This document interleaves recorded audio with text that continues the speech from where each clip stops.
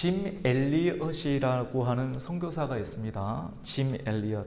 1927년도에 미국에서 굉장히 유명한 명문 대학인 휘튼 대학을 수석으로 졸업한 이 짐 엘리엇은 30세가 되지 아니하는 나이 가운데 하나님께 부름을 받고 남미의 에콰도르 선교사로 이렇게 떠나게 되었습니다.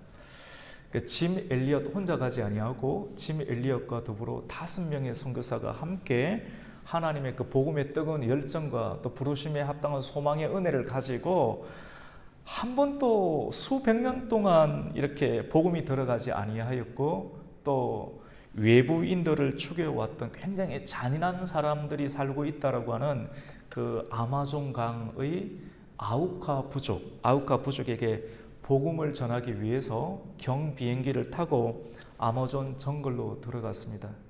경비행기에서 내려서 이제 복음을 전하기 위해서 차츰차츰 정글로 들어갔습니다. 1956년 1월 8일 짐 엘리엇을 포함한 5명의 선교사는 이 아우카족 사람들을 잘 죽이거든요. 예부 사람들을 들어오면 차단을 시켜버리거든요. 복음을 들고 그 땅 가운데 들어갔는데 이 아우카족 사람들이 짐 엘리엇과 포함한 5명의 선교사를 그들의 손에 있는 창과 도끼로 죽였습니다. 엘리엇 선교사님은 피를 흘렸고 그 피가 그 아마존 땅, 그 아우카 부족이 살고 있는 땅 가운데 흘러내리게 되었습니다. 아름다운 꽃다운 나이 29살에 하나님의 부름을 받고 선교를 합니다. 짐 엘리엇 선교사는 선교 훈련을 받으면서 혹시 위기 상황 가운데 처하면 자기 자신을 방어할 수 있는 최소한의 기회로 권총을 사용하라고 해서 권총을 다 가지고 있었습니다. 사람들이 다가와서 자기들을 죽이려고 창을 찌르고 또 누군가를 찌르고 도끼를 던지려고 했을 때 주머니에 있는 총을 꺼내어서 방어를 하면 충분히 자기 목숨을 살릴 수가 있었고 건질 수가 있었지만 권총을 사용하지 아니하고 아우카족이 던지는 창과 그들이 하는 도끼에 의해서 그냥 하나님 앞에 자기 목숨을 드렸습니다. 순교의 피를 쏟게 되었습니다. 순교의 피가 아우카족 땅에 쏟아졌을 때 그 땅은 비로소 복음의 문이 열렸습니다. 피 안에 생명이 있잖아요. 피의 대가, 예수 그리스도의 피의 대가로 영원히 죽을 수밖에 없는 죄인들이 구원을 받을 수 있는 은혜의 문이 열린 것처럼 그 은혜에 특별히 감동이 되어서 선교사로 나아가서 피를 흘렸을 때 그 아우카 부족에게 복음이 들어갈 수 있는 문이 열리게 되었습니다. 변화를 잊게 되었죠. 짐 엘리엇 선교사가 선교지로 떠날 수가 있었고 그리고 순교의 현장 가운데서도 믿음을 끝까지 지키고 얼마나 두려웠겠습니까? 근데 끝까지 믿음을 굳건하게 지킬 수 있었던 것은 그가 늘 마음에 품고 있던 생각이 있었기 때문입니다. 그 생각은 무엇인가? 영원에 관한 것인데요. 영원한 것을 얻기 위하여 영원하지 아니하는 것을 포기하는 것은 어리석은 사람이 아니다. 무슨 말입니까?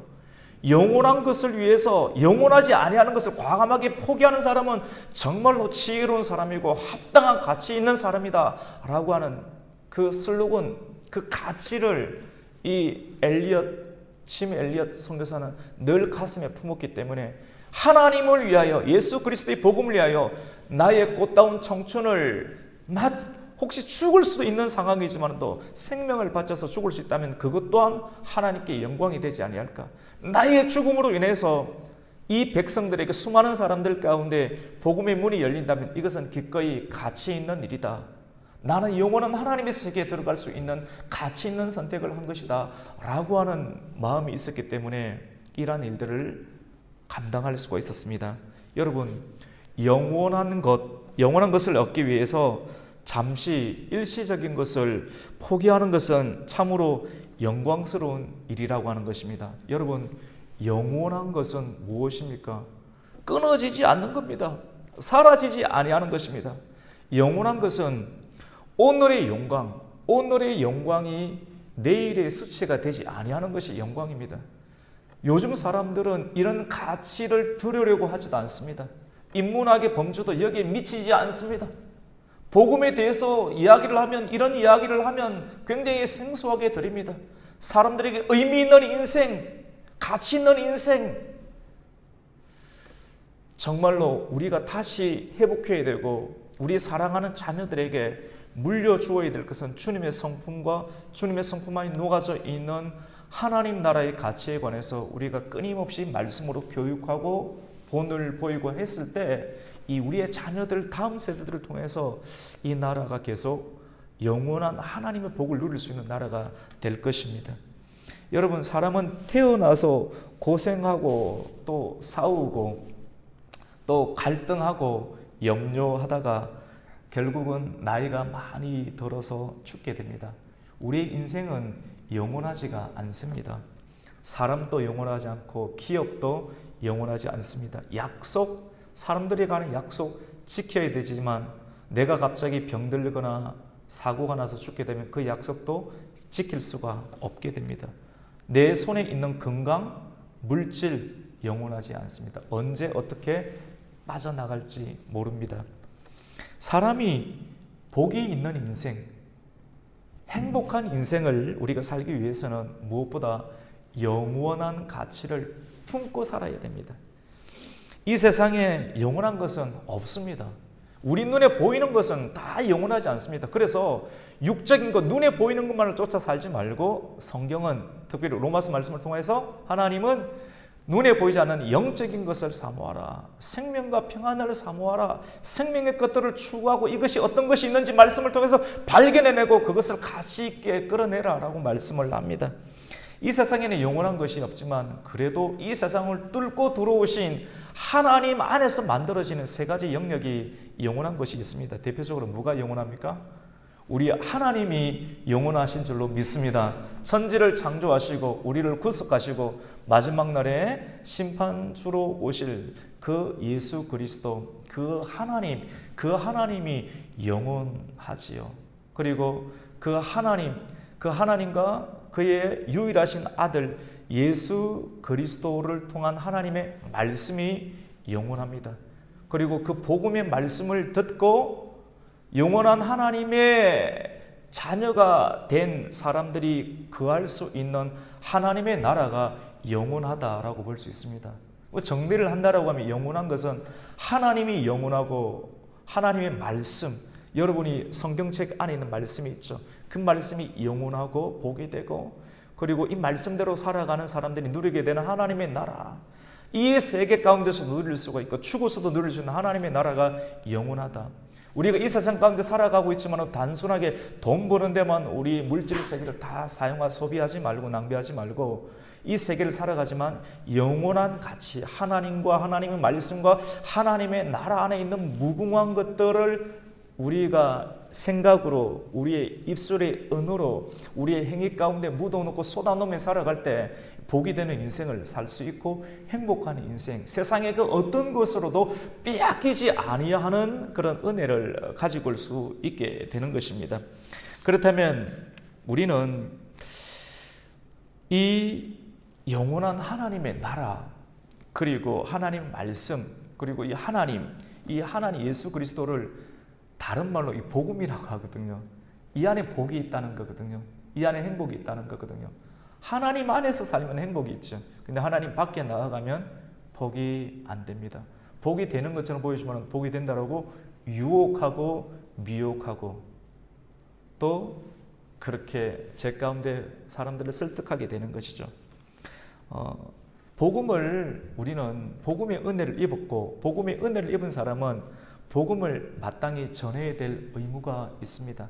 책임과 의무가 균형을 잘 가져야지 미끄러지지 않는 인생을 살 수가 있겠지요. 맞죠? 그렇다면 우리가 이 복음을 제시할 수가 있어야 돼요. 내가 믿는 복음. 누군가가 당신에게 당신은 왜 수요일 날 그렇게 열심히 일을 하고 피곤할 터인데도 또 급하게 세수를 하고 옷을 차려입고 수요 예배를 가십니까? 금요 기도회를 가십니까? 또 새벽을 그렇게 깨우십니까? 잠을 몇 시간 자지 못하고 그렇게 열심히 삽니까?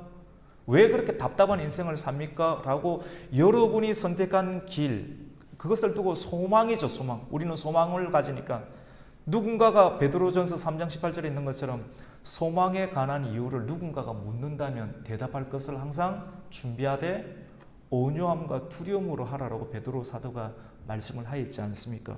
그래서 우리는 복음을 제시할 수 있어요. 내가 왜 하나님을 믿는지, 내가 믿는 하나님에 대해서 내가 왜 행위로 교회에 나아가는지, 내가 다니는 교회에 왜 내 자녀들을 함께 동참시키고 내 가족들에게 복음을 전하는지, 때로는 이 복음을 전하는 것이 불리할 수 있고 돈을 더 적게 벌 수 있고 불이익을 당할 수도 있는데 불구하고 왜 당신은 그 길을 고수합니까? 라고 누군가가 소망에 관한 이유를 묻는다면 우리가 복음을 제시할 수가 있어야 되겠죠. 그 복음 여러 가지로 제시할 수가 있겠지만 오늘 말씀을 통하여서 성경을 통해서 우리가 복음을 제시할 수 있는, 성경을 통해서도 복음을 제시할 수가 있어야 되겠구나 하는 그런 가르침, 그런 교육을 받게 됩니다. 복음이 무엇입니까? 죄로부터의 해방입니다. 우리가 경로당이나 또 좋은 호텔이나 좋은 개그맨들이 이야기하는 그런 장소 가운데 우리 몸을 놓이지 아니하는 것은, 거기에만 놓이지 않고 우리가 하나님의 교회에 오는 것은, 교회에 와서 말씀을 듣는 사람들은 죄로부터의 해방감과 자유함을 얻기 때문에 그렇습니다. 이것을 두고 복음이라고 합니다. 복음이 무엇입니까? 로마서 3장 23절 말씀 가운데 모든 사람이 죄를 범하였으며 하나님의 영광이 이르지 못하더니, 죄 때문에 하나님의 영광에 이르지 못하게 되었습니다. 죄 때문에 하나님의 영광에 이르지 못하면 어떻게 되겠습니까? 그 히브리서 9장 27절 말씀 가운데 사람이 한 번 죽는 것은 정해진 것이고 그 이후에는 뭐가 있습니까? 심판이 있으리니. 사람들은 인생, 이 좋은 나라, 이 세상 가운데 마음껏 쾌락을 즐기고 내가 하고 싶은 거 마음껏대로 욜로 인생처럼 살겠다. 주말 되면 캠핑카, 그 어느 정도 돈 벌고 차 사고 다 다닐 수 있습니다. 누구든지 그렇게 선택을 할 수 있겠지만 그 선택에 대한 자유는 다 자유롭지 아니할 수가 있겠죠. 왜냐하면 하나님의 심판이 있기 때문에 그렇습니다. 한 번 죽는 것은 정해진 것이고 사람이 다 정해졌지만 그 이유는 하나님의 심판이 있습니다. 성경은 이야기합니다. 그 심판이 어떠냐고. 성경의 맨 끝에 있는 요한계시록 21장 8절 말씀 가운데 이런 말씀이 있습니다. 그러나 두려워하는 자들과, 믿지 않는 사람 두려워하죠. 두려워하는 자들과 믿지 아니하는 자들과 흉악한 자들과 살인하는 자들과 음행하는 자들과 우상 숭배하는 자들과 점성가들과 그리고 거짓말하는 모든 자들은 불과 유황이 타는 못에 던져지리니 그 이후에는 이것이 곧 둘째 사망이라. 사람이 한 번 죽으면 인생이 육신과 영혼이 분리되는 죽음을 맞이하지만 이후에는 그 영혼이 주님께서 이 땅 가운데 다시 재림하실 때 모든 생명체가 부활하는 일들이 일어나는데 부활하게 되어서 예수를 믿은 자는 하나님의 천국에 가겠지만 하나님의 예수를 믿지 않고 생명의 길 가운데 행위 가운데 옳은 길을 선택하지 아니하는 사람들, 그 행위에 따라서 예수 그리스도의 백부자 심판 가운데 놓이게 될 텐데 그 심판의 잣대와 기준이 무엇인가? 두려움을 가진 사람. 예수 믿는 사람 두려움이 없어요. 돈은 조금 없을 수도 있고 예수 믿는다고 다 가난하지 않습니다. 부유한 하나님의 사람들도 많이 있습니다. 하나님 필요하면 주십니다. 두려워하는 자들, 믿지 아니하는 자들, 흉악한 점성가들, 살인하는 자들, 이런 사람들은 결국은 어떻습니까? 불과 유황이 타는 불못에 따지는데 영원한 둘째 사망이라고 말씀하죠. 하지만 이러한 죄로 인해서 죽을 수밖에 없는 사람이었지만 복음이 뭡니까? 죄로부터의 해방, 자유죠. 요한복음 5장 24절 말씀 가운데 내가 진실로 너희에게 이르노니 내 말을 듣고 또 나를 보내신 이의 말씀을 듣게 되면 영원한 생명이 온다. 사망에서 생명으로 얻게 된다라고 말씀합니다. 그래서 요한복음 1장 12절 말씀 가운데 영접하는 자, 곧 그 이름을 믿는 자들에게는 뭐가 되는 권세를 주십니까? 하나님의 자녀. 죄의 노예, 마귀의 자녀가 아니라 예수 그리스도를 믿음으로 말미암아 하나님의 자녀가 되는 권세를 주신다고 했습니다. 우리가 심판에 이르지 아니하고 영생에 이르는 것, 영원한 생명에 이르는 그런 복을 누리기 위해서는 복음의 주인이 되시는 예수 그리스도를 내 마음의 중심 가운데 받아들이고, 내 마음의 중심 가운데 받아들일 때 그 주님께서 인격적으로 우리의 삶 가운데, 우리의 생각과 감정과 우리의 행위 가운데 통치하시고 주도권을 발휘하시고 역사하실 때 그 음성을 우리가 듣고 순종함으로 말미암아 우리의 언어와 생각과 행위를 통해서 하나님의 통치권이 드러나도록 역사하시는 것이 하나님의 성도를 향한, 그리고 하나님의 교회를 향한 이 시대의 다스림이십니다. 하나님의 통치하십니다 라고 볼 수가 있습니다. 우리가 진실로 하나님의 말씀을 믿고 또 그 가르침대로 믿음으로 살아내면 의인의 반열에 이르게 되죠. 죄인이었지만 주님의 복음을 받아들이고 믿음으로 살면 의인의 반열에 이르게 되어서 사망에서 영원한 생명으로 이어지게 되는 복을 누리게 됩니다. 우리는 이 복음의 은혜 아래에 있습니다. 그리고 이러한 은혜를 받은 자들은 복음을 전해야 합니다. 복음을 전하는 사람은 하나님이 기뻐하시는 합당한 삶을 살겠죠. 그 큰 은혜, 하나님이 살아계시고 그 하나님의 은혜를 내가 체험했는데 그 하나님의 은혜가 강력하게 내 생각을 관통하고 내 죄로부터의 욕구를 붙잡을 수 있는 하나님의 강력한 욕구가 있는데 순종의 은혜를 통해서 그 은혜가 있다라고 하면 우리의 삶은 하나님께서 기뻐하시는 합당한 삶을 살아갈 수밖에 없는 것이죠. 예수님이 내 안에 살아계시는데 우리가 어떻게 죄의 욕구대로 이끌려 살아갈 수가 있겠습니까?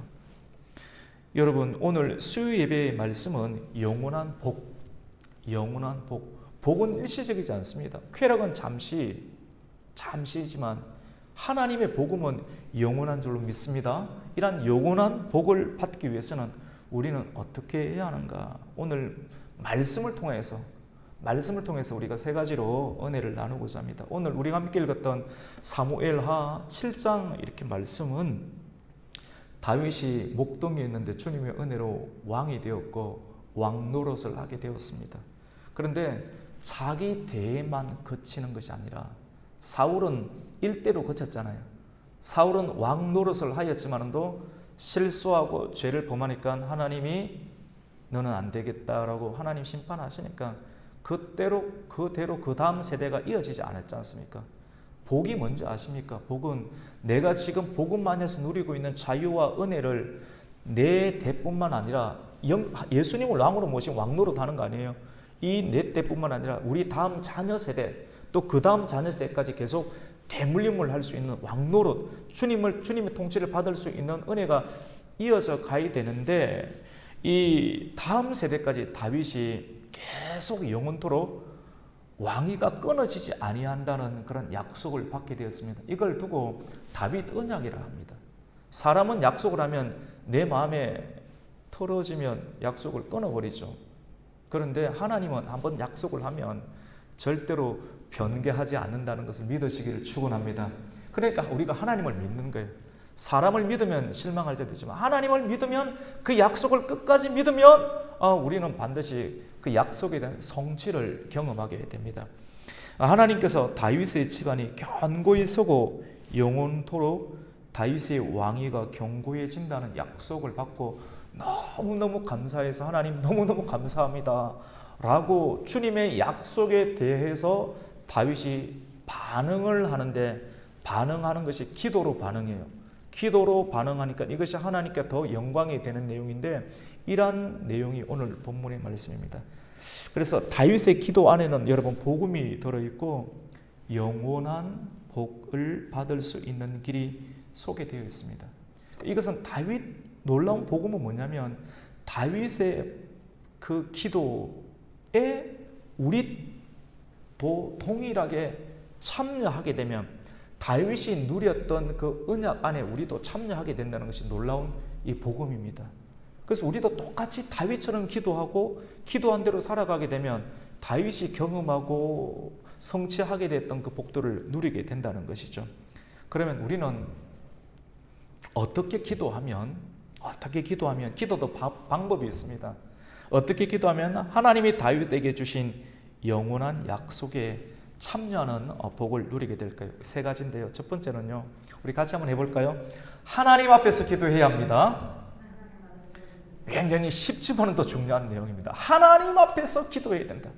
사람들이 기도하지만도 중얼중얼할 수 있고 방언을 할 수도 있고 예언할 수도 있고 다양한 스펙트럼이 넓은 형태의 그런 고백을 할 수 있겠지만도 그것이 선택하신 하나님께 부합되지 아니하면 중언부언하는 기도밖에 되지 않겠죠. 하나님의 마음에 합한 기도가 되는데 그 가장 첫 번째가 하나님 앞에서 기도를 해야 합니다. 오늘 우리가 18절부터 29절까지의 말씀인데 우리 18절 말씀을 함께 읽겠습니다. 시작. 다윗 왕이 여호와 앞에 들어가 앉아서 이르되 주 여호와여 나는 누구이오며 내 집은 무엇이기에 나를 여기까지 이르게 하셨나이까? 아멘. 다윗 왕이 누구 앞에 들어가 앉았습니까? 여호와 앞에. 하나님 앞에 들어갔습니다. 이런 언약을 받고 말씀을 받고 하나님 앞으로 달려가서 하나님 앞에 기도하는 시간들을 가지게 되는 것입니다. 여러분, 하나님 앞에 있는 사람은 어떤 삶을 삽니까? 하나님을 의식합니다. 코람데오란 말을 우리 많이 들었지 않습니까? 하나님 앞에 늘 있으니까 경거망덕하지 아니하고 늘 정련되어 있는 인생, 올바른 인생, 그리고 겸손한 인생, 하나님을 의식하고 하나님을 인정하고 지금 하나님께서 보고 계신다고 생각하면 여러분 죄 지을 수 있습니까? 못 짓는 것이죠. 하나님 계시는데 하나님이 없다고 스스로 생각하고 그 생각 가운데 들어가니까 우리가 죄를 짓는 것 아닙니까? 우선 우리의 생각 가운데 하나님을 버려야 되지 않습니까? 근데 끊임없이 하나님이 나와 함께 계신다, 내 안에 계시고 내 앞에 계신다는 생각으로 계속 하나님을 내 앞에 두는 겁니다.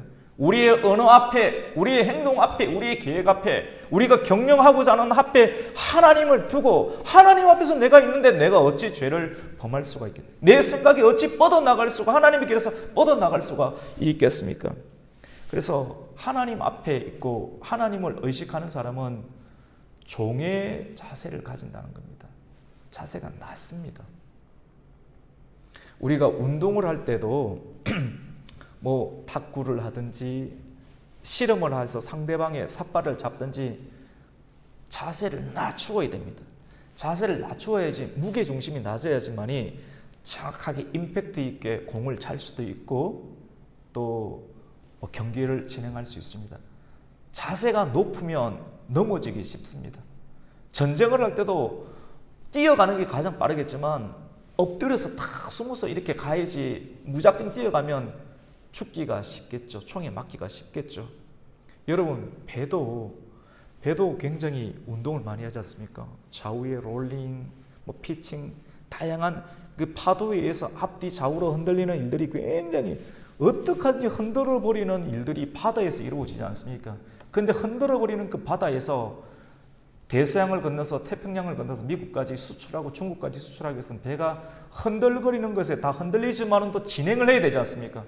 우리 인생이 이렇게 교회가 진행을 해야 되고 우리가 어렵고 힘들고 흔드는 일들이 많지만 진행하는 역사, 목표를 가지고 진행하는 배와 같은 진행하는 역사를 가지고 위해서는 뚫고 지나가야 되는데 흔들려서 넘어져 버리면 안 되죠. 복원력이 있어야 됩니다. 복원력은 무게중심이 잘 아래에 설계를 해서 설계대로 배가 진행을 하게 될 때 배가 아무리 흔들려도 흔들리는 가운데서도 표들을 향해서 나아갈 수가 있게 되겠죠. 하나님 앞에서 기도하는 것, 그것은 종의 자세를 가지고 낮은 자세로 기도하고 종의 자세로 기도하고 하나님 앞에서 기도하게 되는 것이죠. 우리가 오늘 7장 18절부터 29절까지 말씀을 읽었는데 18절 말씀 가운데 여호와 앞에서 기도하는 다윗의 모습이 마지막 절 28절과 29절을 보면 이렇게 기도합니다. 주의 종에게 말씀하옵소서. 주의 종, 하나님 앞에서 있으니까 종이죠. 말씀을 하죠. 하나님 말씀하는 곳 앞에 바로 서 있는 거예요. 주님 언제든지 말씀하면 말씀하는 그 자리에 내가 있겠습니다. 말씀을 못 듣는 사람은 복이 없습니다. 항상 말씀 있는 자리 그 앞에 서 있는 사람이 복된 사람이죠. 종의 자세를 가지는 겁니다. 겸손한 자세, 낮은 자세를 가지는 겁니다. 직장이든지 교회든지 사회생활이든지 관계든지 모든 삼례 만상의 하나님 다스린 통치 영역 가운데 하나님 앞에 있는 영적인 인식을 가지고 적용으로 겸손하게 종의 자세를 가지면 그 사람은 실패하지 않습니다. 성공하는 인생을 살게 됩니다. 우리는 이런 영적인 세계들을 자녀들에게 물려줘야 됩니다. 두 번째로 다윗은 어떤 기도를 했는가? 어떤 복이 되는 인생 가운데 어떠한 기도를 했는가? 첫 번째는 하나님 앞에서 기도를 했고, 두 번째로는 같이 해봅시다. 말씀으로 기도해야 합니다. 말씀으로 기도해야 된다. 굉장히 쉬운 언어로 사용을 합니다. 첫 번째는 하나님 앞에서, 두 번째는 말씀으로 기도를 해야 된다. 기도도 자기 마음대로는 절대로 하나님은 응답하지 않습니다. 말씀의 법대로 가야지 하나님이 받아주시고 능력을 주시고 구원해 주신 은혜가 있는데 말씀으로 기도를 해야 됩니다. 우리 24절 말씀 같이 한번 읽어볼까요? 24절을 읽습니다. 성경 보면서 읽습니다. 시작. 주께서 주의 백성 이스라엘을 세우사 영원히 주의 백성으로 삼으셨사오니 여호와여 주께서 그들의 하나님이 되셨나이다. 아멘. 성경을 보고 또 묵상하고 준비하면서 여호와여 주께서 그들의 하나님이 되셨나이다. 주께서 주의 백성을 이스라엘에게 세웠고 영원히, 오늘 계속 영생, 영원이란 말이 자주 나오지 않습니까? 영원히 주의 백성으로 삼으셨는데 여호와께서 그들의 하나님이 되셨다. 사실은 나는 하나님의 백성이 되고 하나님은 우리의 주인이 되신다. 우리의 하나님이 되신다. 나는 그들의 하나님이 되고 그들은 내 백성이 될 것이다. 이것이 사실은 언약입니다. 언약인데 어떤 언약이냐면 성경신학적으로 굉장히 중요한데 새 언약이라고 합니다. 새 언약. 새 언약이 있으면 옛 언약이 있겠죠. 옛 언약은 뭡니까? 쉽게 풀이하면 뭐 구약이다, 새 언약이 신약이다 이런 개념이 아니라 예레미야 31장 33절에 나오는 내용이 새 언약입니다. 그런 어떤 말씀이냐면 하나님의 법을 그들의 마음속에 두었고 하나님의 법, 생명의 법을 지금까지는 모세의 시대 가운데 율법을 돌판에 기록하거나 성경에 기록하였죠. 여러분도 오늘날 또 옛 언약 가운데 속해 있는 사람이 있습니다. 주일날 다니면서 성경책은 들고 다니고 하나님 말씀은 십계명은 알고는 있지만도 자기 마음판에 기록되어 있지 않습니다. 예레미야 31장 말씀 가운데 하나님의 법을 그들의 마음에 두며 그들의 속에 마음에 기록하여 나는 그들의 하나님이 되고 그들은 나의 백성이 될 것이다. 이것이 새 언약입니다. 지금까지 옛 언약은 모세 율법대로 돌판에 새기고 양피지에 새기고 책에 새겼지만도 많은 바리새인들이 있었고 서기관들이 있었지만도 끊임없이 하나님을 남편으로 두지 않고 이방신을 섬겼으며 쾌락을 쫓았으며 살아갔던, 그래서 바벨론의 포로가 되었고 우상숭배의 포로가 되었던, 이렇게 해서 하나님이 안 되겠다라고 하나님께서는 결단하시고 새 언약을 주셨는데 마음에 그들의 법이 새겨질 수 있도록 율법적인 신앙생활이 아닌 로마서 말씀 가운데 마음으로 믿어 의에 이르고 입으로 고백하여 하나님의 백성이 되는 그 놀라운 신비, 마음에 하나님의 의가 들어가는 이것이 믿음이죠. 궁극적으로 새 언약의 주체는 예수 그리스도가 됩니다. 하나님 오시기로 작정을 하신 것이죠. 우리가 마음 가운데 예수님을 믿게 되면, 예수님이 살아있는 예수님을 우리의 마음 가운데 두게 되면, 모시게 되면 예수님의 영향력이 그 사람의 생각과 그 사람의 언어와 그 사람의 활동으로 나타나지 아니할 수가 없게 됩니다. 그래서 다윗은 구약시대의 사람이지만도 말씀을 묵상했습니다. 말씀을 굉장히 좋아했습니다. 그리고 고통당하고 고난당했을 때, 사방에 둘러싸는 일들이 있을 때 말씀을 묵상을 계속 하니까 묵상된 말씀으로 어려운 상황을 이겨내는 거예요. 내 영을 지키는 거예요. 감정을 같이 어떻게 해보고 싶죠. 누구든지 그럴 소지가 있지 않습니까? 그런데 그거를 차단하는 힘이 어디서 나옵니까? 하나님의 말씀으로 나옵니다. 말씀을 먹고 말씀을 내 마음에 새기고 마음에 새긴 말씀이 하나님께서 약진하고 진동하고 그 말씀대로 살아라고 빛을 비춰주실 때 우리의 생각을 통제하고 혈기를 통제하고 인내하게 되는 것이죠. 다윗은 그런 묵상하는 생활들을 통하여서 다윗 이후의 시대 가운데 일어날 새 언약에 관한 비밀을 깨닫게 되죠. 그래서 오늘 24절 말씀 가운데 영원히 주의 백성으로 삼으셨사오니 여호와여 주께서 그들의 하나님이 되셨나이다.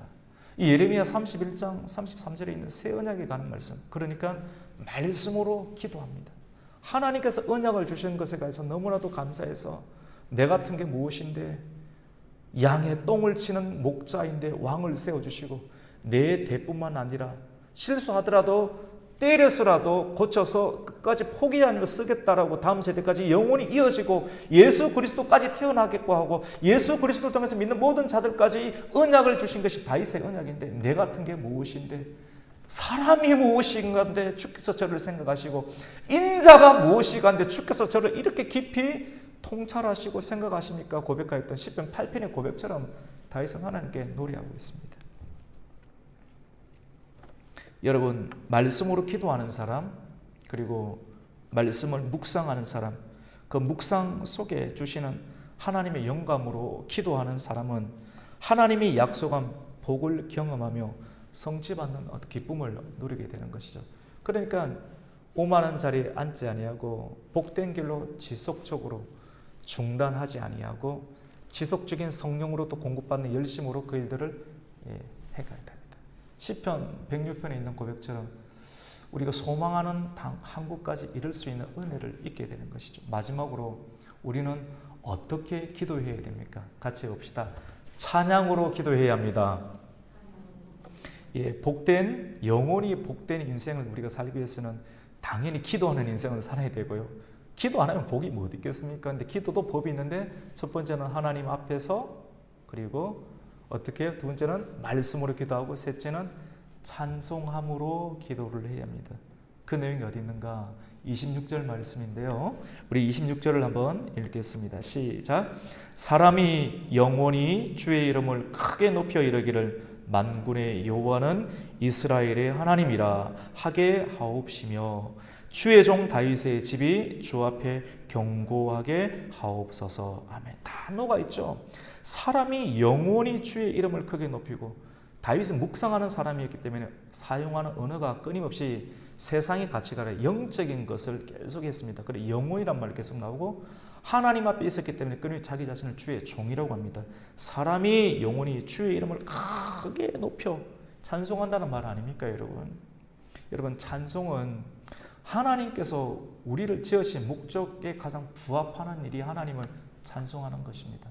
여러분, 설교 때 우리가 언급하였던 것처럼 이사야 43장 21절 하나님께서 사람을 지으신 목적은 내가 그 사람들로부터 찬양받기 위함이다 라고 말씀을 했죠. 우리가 찬양을 하는 것이 하나님께서 우리를 지으신 목적인 줄로 믿습니다. 그래서 슬플 때 찬양하고 기쁠 때도 찬양하면 하나님의 도우심과 은혜가 계속 빠져나가지 않고 머무르게 되겠죠. 그걸 또 성령의 충만함이라고 합니다. 사람이 죽어서 영원한 세계에 들어가서 영원한 하나님 나라에서 영원하신 하나님을 찬양하게 되는데, 목사님 그 찬양을 그렇게 계속해야 됩니까? 우리가 죽어서 요한계시록 보면 하나님 나라 가면 하는 일이 계속 찬양하는 일인데 세세토록, 아니 1시간 찬양하는 것도 너무 힘든데 하루 종일 찬양한다. 이거 너무 끔찍한 것 아닙니까? 지옥 아닙니까? 우리 그 생각 그렇게 하죠. 우리의 생각에 굴곡되어 있는 그런 생각이 그렇습니다.